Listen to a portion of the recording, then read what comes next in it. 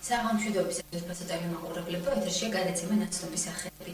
ჩვენ დღევანდელი გადაცემა გახლავთ თქვენთვის საკმაოდ საინტერესო პიროვნება ბატონის ზვიად ხმალაძე ოჯახურ გარემოში. უფრო დაწვრილებით კი მე შესახებ ჩვენი გადაცემიდან შეიტყოთ. ასე რომ დარჩით ჩვენთან ერთად. ბლიც ანკეტა. ზოდიაკოს ნიშანი თევზები, საყვარელი ქალაქები გორი, სოხუმი და სიღნაღი. ცხოვრების მიზანი, სიკეთის კეთება, საყვარელი სადილები, შემწვარი კარტოფილი და ჩახოხბილი. ოცნება ბედნიერი, მშვიდობიანი და გაერთიანებული საქართველოს ნახვა. ჰობი ცურვა, წელიწადის საყვარელი დრო, ზაფხული, მავნე ჩვევა, ეწევა სიგარეტს. საყვარელი მწერალი, ნოდარ დუმბაძე, იდეალური პიროვნება, დავით აღმაშენებელი. ბიოგრაფიული შტრიხები. ზვიად ხმალაძე დაიბადა ქალაქ გორში 1969 წლის 26 თებერვალს. 1986 წელს დაამთავრა ქალაქ გორის მესამე საშუალო სკოლა. ამავე წელს ჩაირიცხა საქართველოს პოლიტექნიკურ ინსტიტუტში მანქანათმშენებლობის ფაკულტეტზე. 1987-89 წლებში მოიხადა სამხედრო სავალდებულო სამსახური. 1993 წელს დაამთავრა საქართველოს პოლიტექნიკური ინსტიტუტი და მიენიჭა ინჟინერ ელექტრომექანიკოსის კვალიფიკაცია. 1995 წელს მუშაობა დაიწყო საქართველოს საავტომობილო გზების დეპარტამენტის საგზაო საგადასახადო სამმართველოში უფროსი სპეციალისტის თანამდებობაზე, სადაც იმუშავა 2004 წლის მარტამდე. 2002 წელს გააგრძელა მეორად იურიდიულ ფაკულტეტზე სწავლა შიდა ქართლის საერო უნივერსიტეტში. ამჟამად სწავლობს მესამე კურსზე. 2002 წლიდან არის გაერთიანებული დემოკრატების წევრი. ჰყავს მეუღლე და ორი შვილი. იგი ბავშვობაში საკმაოდ სერიოზული, დინჯი და დამჯერი ყოფილა. ბავშვობიდან მას მხოლოდ ნათელი ფერები ახსენდება და თვლის, რომ ეს ყველაზე ლამაზი პერიოდი იყო მის ცხოვრებაში. მშობლებისადმი განსაკუთრებით თბილი დამოკიდებულება ჰქონდა. რაც შეეხება სკოლის პერიოდს, იგი კარგად სწავლობდა, იყო გამორჩეული მოსწავლე, თუმცა კლასელებს არსად აკლდებოდა და მათთან ერთად ჩატალოზეც ხშირად იპარებოდა. ზვიად ხმალაძეს განსაკუთრებით უყვარდა ტექნიკური საგნები, გამორჩეულად კი ფიზიკა, არ უყვარდა საზეპირო საგნები. თუმცა შეიძლება თავამად ითქვას, რომ არასოდეს უოცნობია ბავშვობაში გუბერნატორის მოადგილეობაზე. როგორც ჩვენთან საუბარში ბატონი ზვიადი აღნიშნავს, იგი უსამართლობის წინააღმდეგ ბრძოლისურვილმა მოიყვანა პოლიტიკაში. ბავშვობიდან მახსენდება მხოლოდ ნათელი ფერები და ძალიან კარგად მახსენდება, იმიტომ რომ ადამიანის ცხოვრებაში ყველაზე ლამაზი პერიოდი მე ვთვლი, რომ არის ბავშვობა. კონკრეტულად ვიცი, ძალიან ლამაზად მახსოვს, ძალიან ლამაზად, იმიტომ რომ მაშინ დრო იყო ისეთი, თან ბავშვი ხარ, ბავშვს არაფერს არადროს უარს არაფერს ეუბნებიან. და რა ვიცი, ძალიან ლამაზი და ჩემს მეხსიერებაში ესე მაქვს ჩარჩენილი, როგორც ერთ-ერთი ულამაზესი დრო. და როგორი ბავშვი იყავი? ბავშვი ვიყავი სერიოზული, დინჯი. რა ვიცი, კიდე დამჯერი ვიყავი, სხვათა შორის არ ვიყავი ძალიან ცეცხლი, მაგრამ ესე რომ ვიტყვი ხოლმე სახში ეცინება. დედაჩეს გაეცინება ხოლმე და მე არ მახსოვს რომ ვაბრაზებდი ხარად. მშობლებთან ურთიერთობა როგორი გქონდათ? კაცრი თქვენთან მიმართებაში თუ რამე ისეთი არ ქონია გართულება არანაირი? არაფერი ესეთი გართულება არ ქონია ნამდვილად, იმიტომ რომ მამა არასოდეს არ მახსოვს მე რომ ან ეცემე როდის მე არაფერი რა ესეთი კი როგორ არის ხა რაღაცა ყოფილა მომენტები გამიბრაზები, ერთ-ერთი რაც მახსოვს რომ ცოტა ხმისთვის აუწევია და რომც არ აეწია ხმისთვის ჩემთვის, არა იმიტომ რომ კაცრი იყო და რაღაც, უბრალოდ რიდი მქონდა რა მამის და ერთი სიტყვა საკმარისი იყო ყოველთვის. ყოფილა რაღაც შემთხვევა გამიბრაზებია სიტყვაზე, ნუ ხმისთვის აუწევია და ამით დამთავრებულა ყველაფერი. ძალიან თბილი და კარგი ურთიერთობა და ესეთ ატმოსფეროში გავიზარდე რა ბავშვი. სკოლაში ალბათ გამორჩეული მოსწავლე იყავით, კარგად სწავლობთ სკოლის პერიოდში, თუ არა? არა, სწავლით, კარგად ვსწავლობდი. ერთ-ერთი კარგი მოსწავლე თვითულებოდი, რა ვთქვა, რომ ახლა ფრიაძე დავამთავრე და თითით საჩვენებელი ნამდვილად არ ყოფილა, მაგრამ გამოვირჩეოდი, ერთ-ერთ რამდენიმე გამორჩეული ბავშვებს შორის თვითულებოდი. და შატალოზე არ ყოფილიყარ? რა თქმა უნდა, შატალოზეც ვიქნებოდი ბუნებრივი.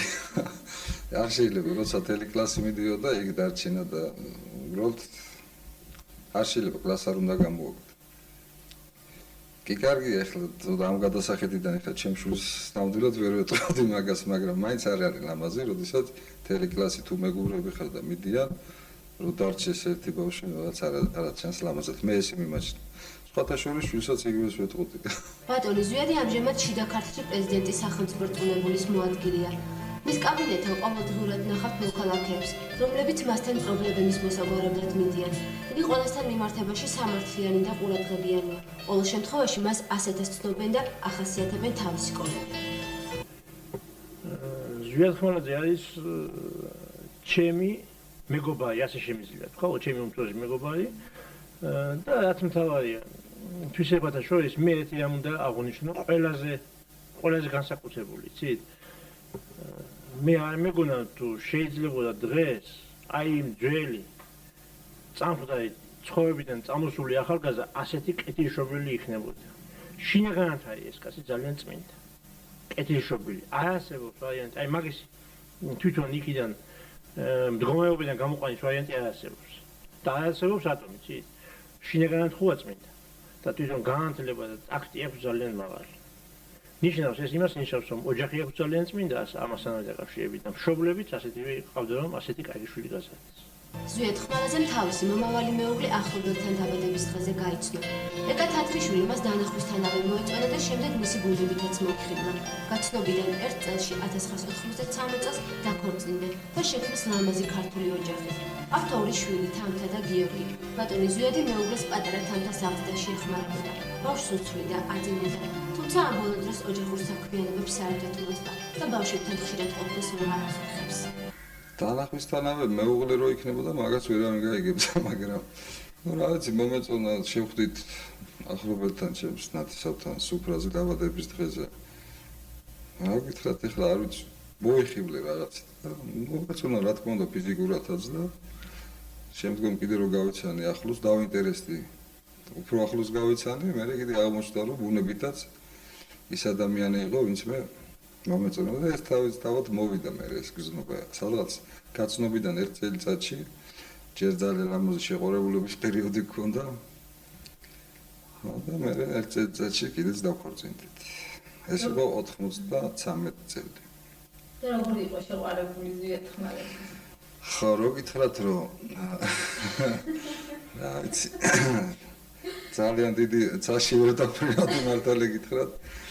ძალიან დიდი ორიგინალურობით ნამდვილად არ გამოურჩეოდი. ალბათ ისე ჩემი ეს სიდინჯე და ის ჭარბობდა ხოლმე და ყოველ შემთხვევაში სიყვარული ის გრძნობაა რომ ყველაზე დინჯ ადამიანსაც მაინც რაღაც ნაბიჯს გადაადგმევინებს.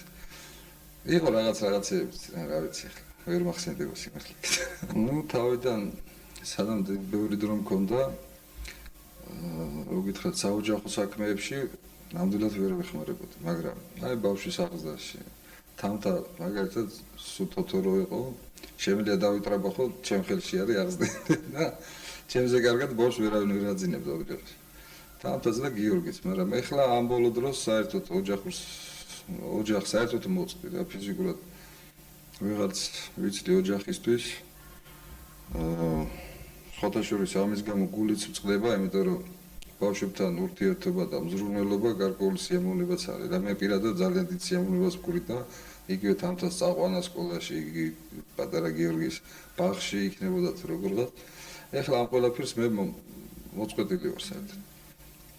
არ ვიცი, ეკა როგორ ახერხებს, იქ ეხმარებათ მამამისიც, რა ვიცი, დადიან, მიყავთ სკოლაში, მოყავთ. აი ეს და თურთული რო ხარ ხოლმე საყვედური მეუღლე. საყვედურით არ საყვედურობს. ნუ მართლა ეგ აგებით ხდება რა, ეს მე ხარ ამ ხელა პასუხისმგებლობა არის. მართლაც აი მთლიანად შემიძლია ვთქვა, რომ სამსახურში ვარ ჩაფლული დილიდან საღამომდე. ეკა თათრიშვილი პედაგოგია, ასწავლის ნომერ 1 სამუსიკო სკოლაში. ამ სკოლაში ის დაახლოებით 9 წელია რაც მუშაობს. მას დამთავრებული აქვს სკოლის სამუსიკო სასწავლებელი. ეკა გაგებით ხდება მეუღლის სამსახურებრივ დაგრძელებას და ჩვენთან საუბარში მონახდენად საუბრობს ზვიად ხმალაძის პიროვნული თვისებების შესახებ. მისი დახასიათებით ბატონი ზვიადი თბილი, ყურადღებიანი, პატიოსანი და კეთილშობილია. ზვიად თავისი გადატვირთული რეჟიმის მიუხედავად მაქსიმალურად ცდილობს, რომ ის ელემენტარული ყურადღება მაინც არ მოაკლოს თავის ოჯახს, რაც მას აკისრია. თუნდაც ის, რომ დღის განმავლობაში როგორც გადატვირთულიც არ უნდა იყოს, არ არსებობს, რომ ერთხელ მაინც არ დარეკოს და არ მოგიკითხოს, თუ როგორ ვართ, ბავშვები როგორ არიან, ამაში ხო არ გჭირდებით. და საერთოდ ვიტყოდი, რომ ძალიან ცივი მსროლელი, მოსიყვარულე და თბილი მამიკოა. და როგორი მეუღლიეთ? დადები თუ არ ყოფით ისევე საერთოდ შეეხება. რა ვიცი. მათ ყოფითი ვერაფერს ვერ ვიტყვი ისეთი ყოფით ისე ბეგერზე ძალიან ბევრს ეწევა ამ ბოლო პერიოდში. დადებითი. ძალიან ისეთი კეთილშობილი, პატრიოტული, გაწონასწორებული პიროვნება ისე ვიტყოდა. თუ ყოფილა კურიოზი ეკა, რომელსაც ახლა გაიხსენებდი და მოგუყვებოდი. კურიოზი. შედი საერთოდ ჩვევა თქონდა. შუქარბულების პერიოდს გულისხმობ, ყოველ საღამოს გადმოვიდექ და მოვეკითხე. ერთ საღამოსაც დავიდეკა და საკმაოდ ნასვამი იყო, ხმაზე შევამჩნიე. შუალაპარაკში ვარ და ვიქცენი რაღაც ზუსტი კონტაქტი აღარ გამოდის, აღარ მისაუბრება. ხუტა უძახე ტელეფონში სიჩუმეა. და კარგად ხოლმე მისმის მშვენის ხმა, თუ მერჩასწინებია. მე ამაზე რა თქვა, ძალიან ბევრი ვიხალისე და ვიცინე. მაგრამ თვითონ ერთი კვირის განმავლობაში წესიერ თუნდაც კი მოლაპარაკებოდა. ინტერნეტში ერთხანილი იყო. ხოლმე როგორი ადგილით გამოძები ისი ტელეფონის ყოველდღიურად ერთად ჩახუტებს. თამთა ხმალაძე 10 წლისაა. სწავლობს გორის მესამე საშუალო სკოლის მეხუთე კლასში. არის ნომერ 1 სამუსიკო სკოლის წარჩინებული მოსწავლე. თამთა 5 წლიდან ცეკვავს და დღემდე უამრავი პრიზების, სიგელების მფლობელია. მას თავისი მსახიობური მონაცემებით, ცეცხლოვანი ცეკვით, არაერთხელ აღუფრთოვანებია მაყურებელი. თამთას წინ დიდი მომავალი აქვს. იმედია მისი ნიჭის აღიარების მოწმენი არაერთხელ გავხდებით. მანამდე კი ჩვენ მას გავესაუბრეთ და გავიგეთ მისი აზრი საყვარელი მამის შესახებ. მამა ჩემი ძალიან თბილია, მოსიყვარულე, ყურადღებიანი მამა და ყოველთვის ცდილობს თავის ფონით დღე ჩვენთან ერთად გაატაროს. და რა საკეთებთ ხოლმე თავისუფლად დროს რითი ერთობით? ხან ტელევიზორს უყურებ და ხან თამაშობ. ხორ გაბრაზებთ ხოლმე მამიკო? ხან დაწყალას. აი მაინც კონკრეტულად? ღამე არ პასტა თელეცინება და მეკითხება სკოლაში დაგაგვიანდება ხოლმე და მომწეცი. აი შენ გაიზრდები დიდი რა გინდა რომ გამოხვიდე რა სოცნებო პროფესია ხო არ არჩევია უკვე. ჯერჯერობით ვფიქრობ რომ უნივერსიტეტი გამოვიდე და მაგრამ არ ვიცი.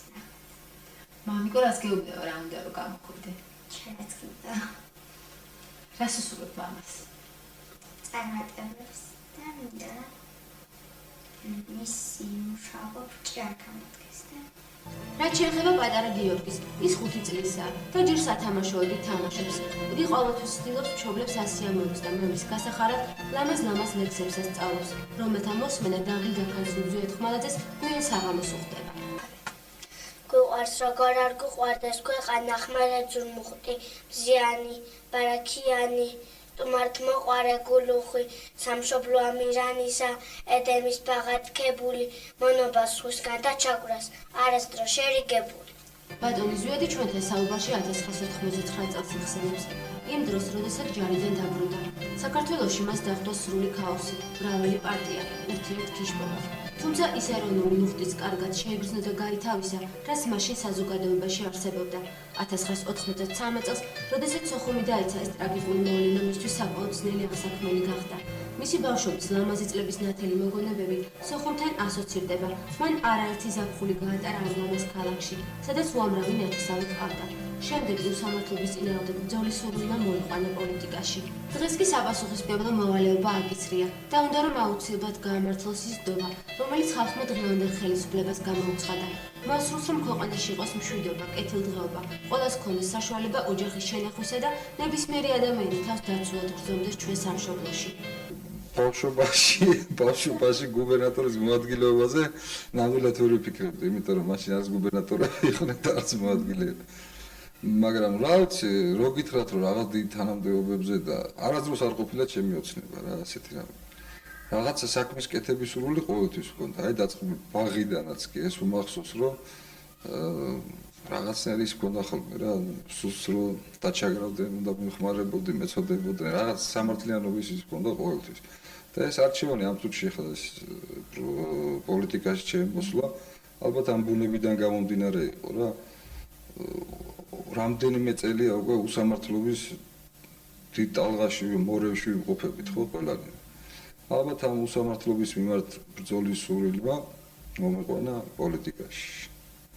რაც სხვა ოცნებაც და ყველაფერი ის არის, სოხუმი და აფხაზეთი მალე იქნეს დაბრუნებული, ისე როგორც ჩვენ სამაჩაბლო და ისევე კარგად შეეძლოთ ჩვენს შვილებს და ჩვენს საომავლობას თავისუფლად გადაადგილება აფხაზეთში და სამაჩაბლოში და ყველგან და ისეთი ლამაზი ბავშვობა გქონდეთ, როგორც ჩვენ გქონდა მაშინ.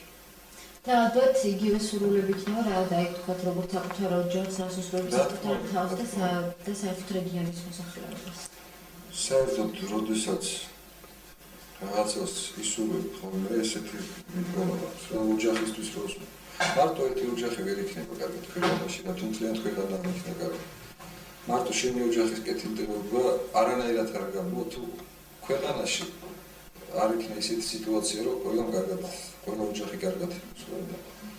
აი უსურვებდი მართლაც რეგიონს, თლიანად რეგიონის მოსახლეობასაც და თლიანად საქართველოსაც რომ მალე ისეთი პერიოდი დამდგარიყოს რომ ყველა ადამიანს ჰქონდეს საშუალება შრომისაც, ოჯახის შენახვითაც, ბავშვებს ჰქონდეს საშუალება ლამაზი ბავშვობის, სწავლის. Έτσι თვით ადამიანი გრძნობს ჩვენს ქვეყანაში თავს აბსოლუტურად დაცულად.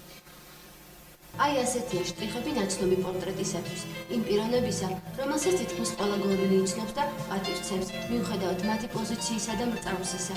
როგორ გაართმევს თავს ახალგაზრდა პიროვნება დაკისრებულ მოვალეობას, როგორ მოახერხებს ის იმ პრობლემების მოგვარებას, რომელიც ძველმა ხელისუფლებამ მემკვიდრეობით დაუტოვა ახალ მთავრობას. ამ კითხვებზე პასუხს მომავალში მიიღებთ.